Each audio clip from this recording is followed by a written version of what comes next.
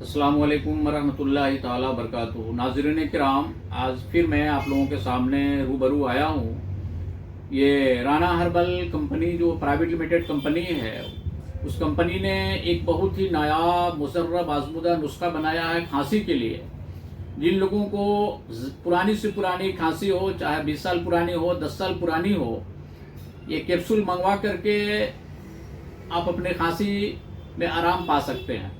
ये राना का कैप्सूल है, इसको सुबह शाम लेना है। अल्लाह के फजलो करम से जितनी पुरानी से पुरानी खांसी हो, इस खांसी से आप राहत पा सकते हैं। और इस कैप्सूल को मंगाने के लिए मेरे डिस्क्रिप्शन में मेरा नंबर दिया गया है। मेरे नंबर आपको मिल जाएगा। फ्री में आप कॉल करें, व्हाट्सअप करें, फ्री में सलाह मशवरा दिया जाएगा और बजरिया कुरियर आप तक दवा पहुंचाई जाएगी। नाज़रीन किराम, मैं आपसे गुजारिश करता हूं कि मेरे वीडियो को ज़्यादा से ज़्यादा लाइक करें, कमेंट करें, शेयर करें और सब्सक्राइब करें, ताकि मुझे पता चले कि आप मेरे वीडियो को जहां हैं देख रहे हैं, तो मुझे खुशी होगी। अस्सलामु अलैकुम वरहमतुल्लाहि ताला वबरकातुहू।